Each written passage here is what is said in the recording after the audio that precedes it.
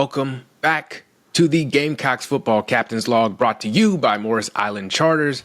I'm here with the captain of Morris Island Charters, Captain Petey. Captain Petey, how are you doing? I am better than expected. Yes, so let's jump right into it. This past Saturday, blew out Kentucky 31-6.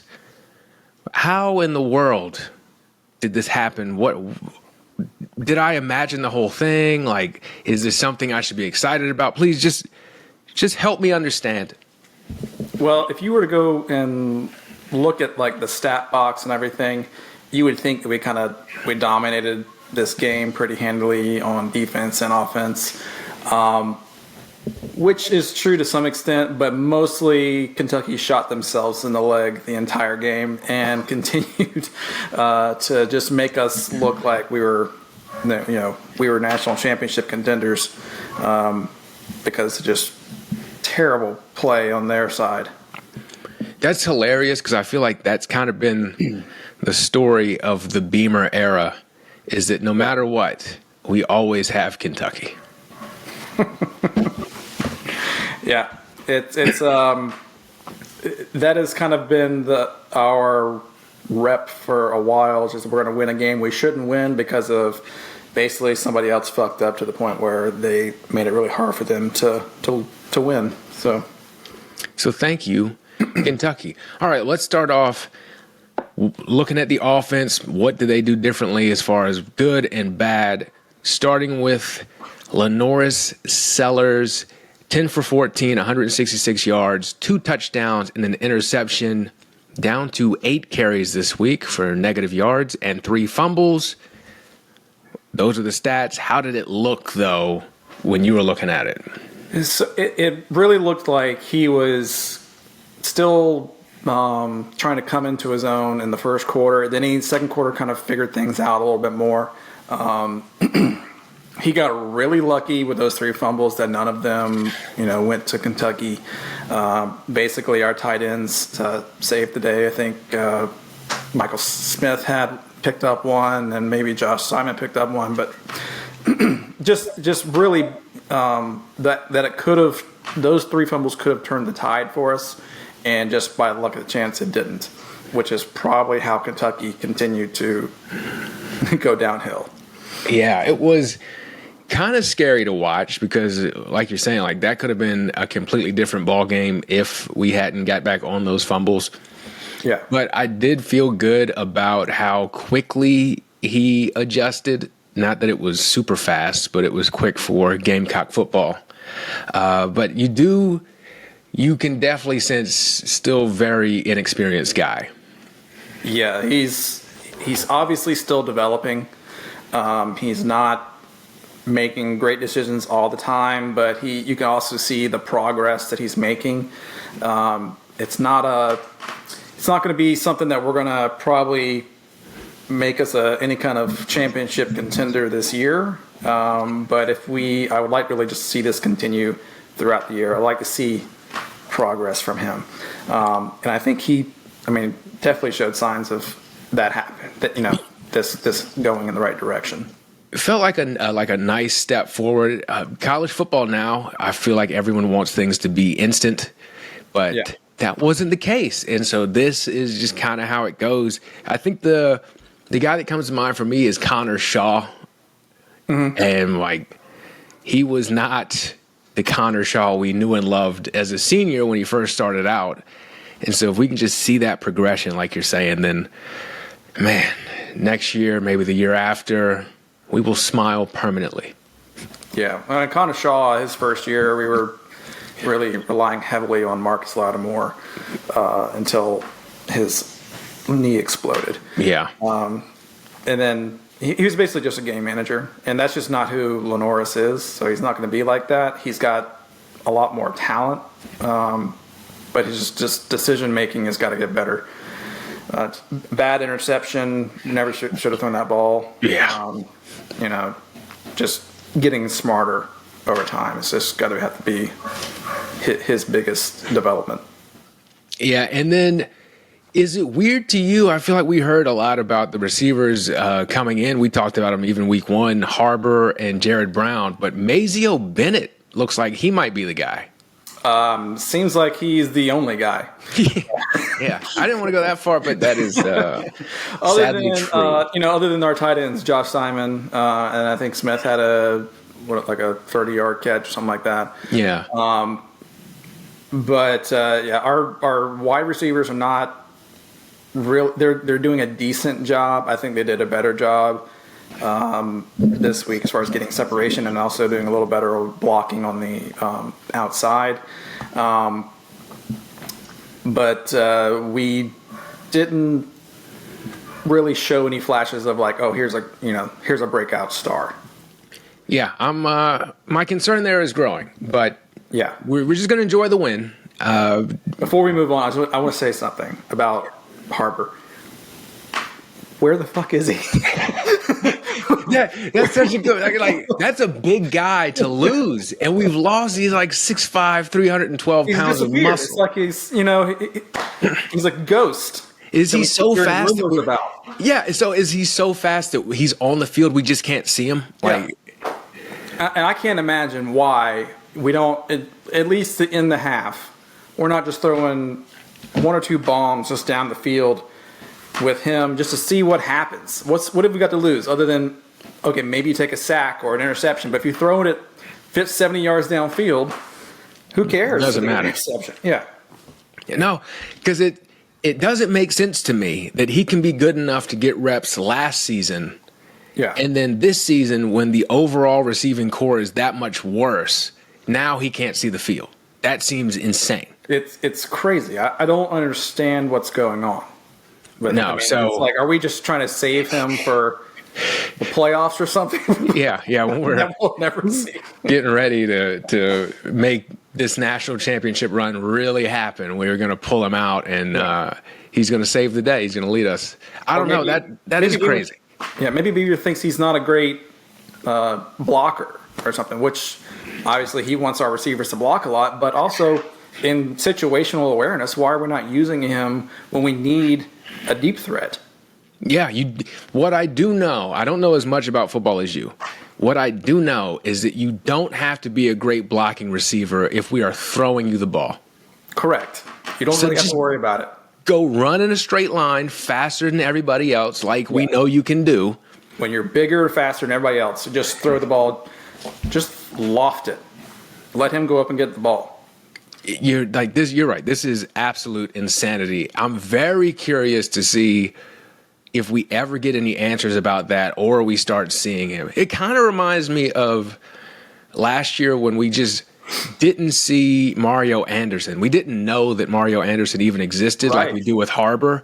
But it was like, oh, we're going to keep trying, and with this non-existent running game. And then finally Anderson comes out, and he's actually incredible.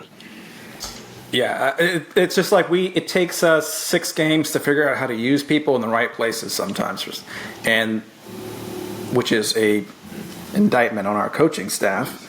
We got a lot of those. Yeah. So I will give them one thing this week. We started using our tight ends out of the blue.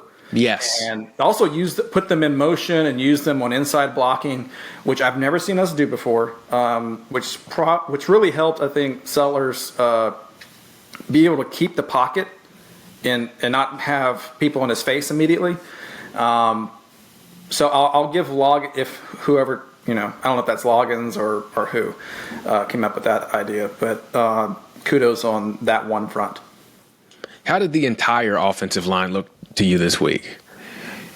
Not particularly great, but serviceable. Which if is we continue to put call plays, and we ran a lot of misdirection, a lot of action plays with receivers and tight ends. Just it was totally adequate. I'll say that. Not good, not great. We're just getting better, I'll say, than we were week 1. I would have sacrificed many a goat last season to be serviceable, so I will take that. Yeah. Kind of going along with that, Rocket Sanders, 13 carries, 54 yards, and a touchdown. What are you thinking about Rocket? I know we talked a little bit seemed like he was hesitant to run anywhere except outside and kind of dances around a lot. He definitely had an issue dancing around and wanting to bounce outside in the first half. He seemed to get that corrected in the second half and more hit the holes, and then was not going down, like was slipping tackles. If we had that in the first half, probably would have been a lot more rushing yards for him. But I don't know if we were a little scared of their defensive front in the first half. But once we had the lead, just was able to take advantage. Yes, and really the story to me, credit where credit is due, defensively, I felt like we might have looked like an SEC football team a little bit. As far as the pass rush goes, yeah. Defense, our two defensive ends, incredible. I think it was a Stewart. I saw him. He split 3 blocks on one play.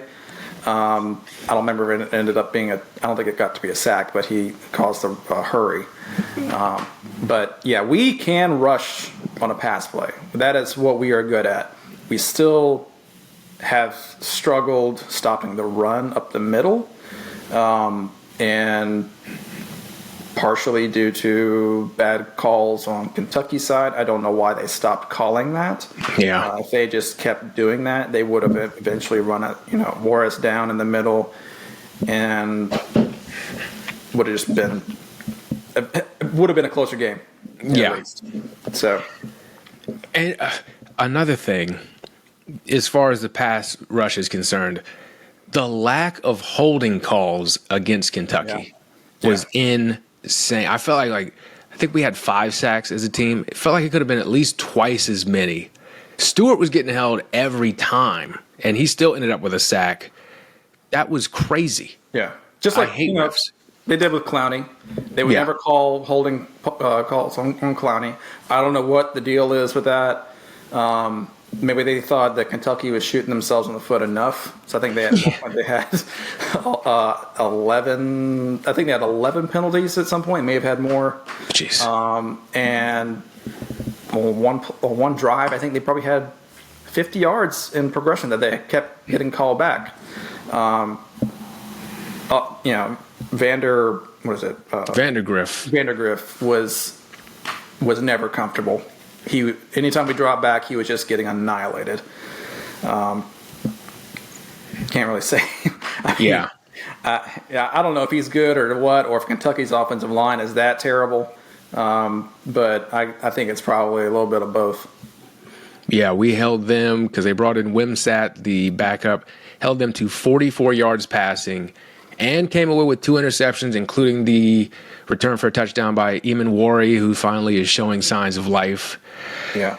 Did the secondary, which has been a story forever, did that look better to you, or was that a result of the pass rush, or does it kind of go hand in hand? I think I have no idea what the secondary was doing, just because I never got the opportunity to see them do anything. There was so much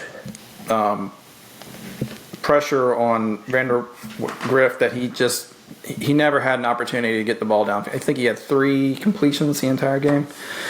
It was ugly. Yeah, there was so much pass pressure that it wouldn't have mattered who we had back there. We didn't give DK Smith an opportunity to fuck up this time. Thank God. And that's gonna have to be what we're gonna need to do. Yeah. If we're gonna have any success. And outside of defense, I do want to give a shout out Kai Kroger. That felt like his best game since 2022. Because last year for him just seemed ridiculous. Yeah, I mean, at some point we were, I think, considering moving him to quarterback. Yeah. We still might go back to that. But those are the thoughts I had. Do you have anything else about the Kentucky game that caught your eye? I think that Stoops is probably out at Kentucky. I don't think they're going to go anywhere, or they're going to move on from him pretty quickly after this year. But I think that there was a tale of who had the worst offensive line, and it was Kentucky by far. And I think Kentucky is ranked last in the SEC as far as offense goes. Finally, we overtake somebody in terms of offensive line, because it felt like I'd never seen an SEC offensive line look as bad as ours last year. And I didn't have any hopes anyone coming back down to us, but Kentucky has. And thank you, Kentucky. I appreciate it. Very big game this week. Game day is going to be in Columbia. Number 16 LSU. That game, noon Saturday. Do we have what it takes to beat them and keep this incredible Gamecock party rolling?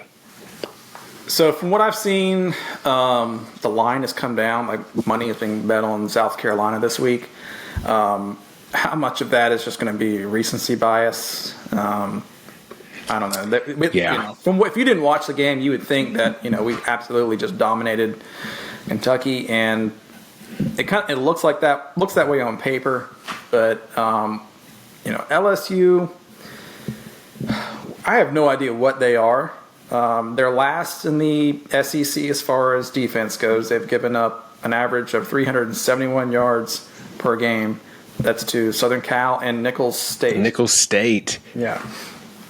So I would be, unless they figure out something this week, which is totally possible.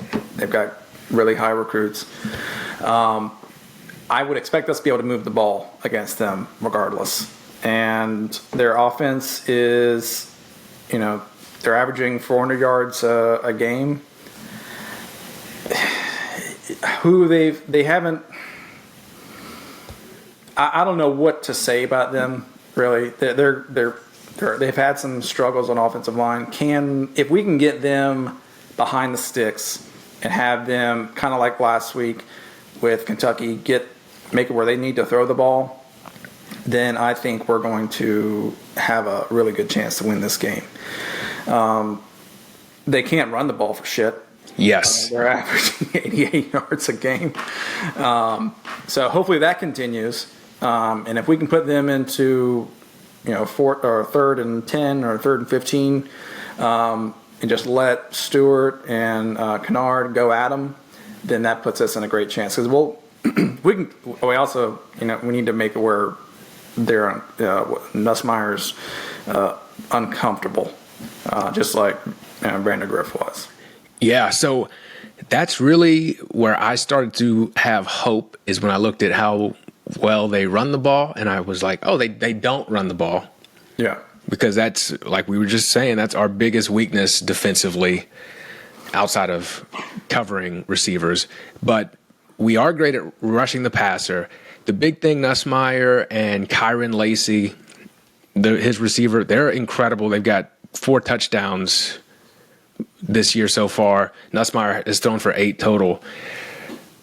So I like the way our defense matches up against their offense. And then as far as our offense is concerned, yeah, they haven't really defended well at all. They gave up a ton of yards to the quarterback Moss at Southern Cal. And then, like you said, last week too, they won against Nicholls State.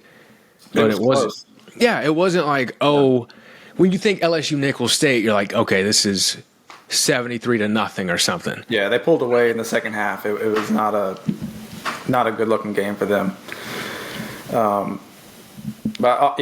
If I was LSU, what I would be doing is I'd be working on my short passing game, getting that ball out quick, and try to eliminate our defensive ends and pass rush. So but also I don't have any faith in Brian Kelly to make any kind of decision like that. So I do have a question about Brian Kelly. I saw him after the Southern Cal game, the press conference, losing his mind. That's Southern Cal. If you lose to South Carolina, will we see him just spontaneously combust on the field? Will that be the final straw for Brian Kelly? Because my fingers are crossed. Yeah, I mean, that'd be he's kind of like on the same plain as Jimbo Fisher, in my opinion. It's just I don't know how he has success at Notre Dame, but coming to LSU, it just is not working out in his favor, I think. But I would love to see him just explode. He's probably going to have a mental breakdown if we win this game. I really hope so. I've been waiting for that forever. Looking at the line, you're right. It opened up at 8.5. LSU was 8.5-point favorites, down to 7. Yeah. What do the Dolphins say from the wonderful Dolphin seeing cruise at Morris Island Charters as far as where they're putting their entertainment porpoises? So their entertainment porpoises are going to be on the Gamecocks this week. Now, they're not saying they're going to win, but they're going to take the 7 points. I have to agree with the Dolphins. Like, Gamecock football is this weird thing where it does feel like we overreact to wins and losses no matter what. Yeah. And that's the nature of college football in general, but I feel like we're even more extreme. Not even us as fans, but like the nation. If the Gamecocks lose, everyone talks about how terrible the Gamecocks are. And if they win against Kentucky, which isn't a good football team, then it's like we're seeing stuff about the Gamecocks making the playoffs, which is hilarious. Yeah. Well, let's just let's live in a completely different reality. Yeah. That's not going to happen. But we are improving. We're showing some improvements. I guess my big fear is, can we consistently show those improvements and build upon that stuff that we've been doing good? Because it does feel like kind of like a one step forward and 2 step back. With especially with our coaching staff. We had a lot of penalties against Kentucky too. It wasn't. I think they had 11, we had 8. We got to clean that shit up. We also have to have very good ball security. It's just, I know it went our way as far as the turnover battle did, last week, but there was potential there for 4 turnovers. That, the pick and then the 3 fumbles. Fortunately, those 3 came back to us, but we can't do that again against LSU. We cannot give them extra opportunities to run up the score on us. No. If we get behind and have to play from behind, I don't have faith that Sellers is going to be able to step in and make plays like that. And we haven't really been calling plays to where we would even think he would be able to do such a thing. Like, it's not like we're going down the field. Stretch the field. No. And then last week the first touchdown to Mazio was a blown coverage on Kentucky's part. And then the other one later on was another blown coverage just because they had stepped up to try and come down on Sellers after he broke free of the pressure. We've capitalized on some big mistakes. I wouldn't call that just ingenious play calling. Yeah, we've kind of been forced into success. Yeah. By the other team's stupidity. They've outstupid us. Yeah, well, that's I'll take it. That's how we win. Yeah. Can you be dumber than we are? Yeah, which is, if you don't like that, you don't like Gamecocks football. Yeah, you picked the wrong team if you don't like dumb football. Yeah, but I think you're right. I think we will find out very early how this game is going to go. Like, if we can jump on them quick, yeah, okay, that will be the name of the game. But you're right. I don't envision us getting down by, honestly, 1 score, but definitely 2 scores and somehow finding our way back in the game. No, and we've just got to we have to stay within striking distance or stay ahead of them. If we get up, we cannot let them come back at all. Yeah. So, I don't know. We'll see. It's weird. I know Paul Feinbaum didn't seem to enjoy the fact that Gameday was going to Columbia for some reason. Yeah, we stole it from Georgia, Kentucky. So when we beat Kentucky, there was no reason for them to go to Lexington next week. That makes complete sense to me. It's not like it's some incredible slate of games either. Let's be real. This is the best game. And honestly, our fans deserve it because we do turn out for this annoying ass team week in and week out. Yeah, it's been 10 years since Gameday has been here. I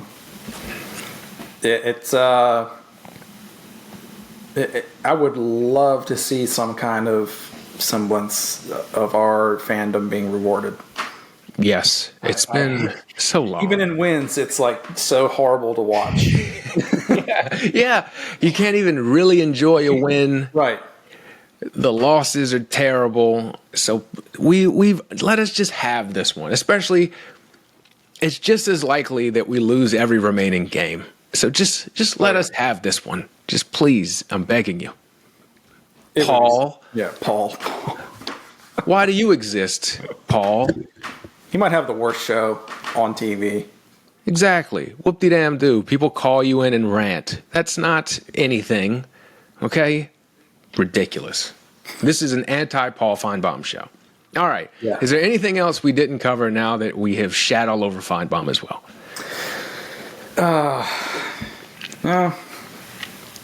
It's not going to be a night game. That's the only thing I prefer. Yeah. Night game. That would be incredible. That would be the perfect. I would lay all the entertainment porpoises on us if it were a night game. Yeah.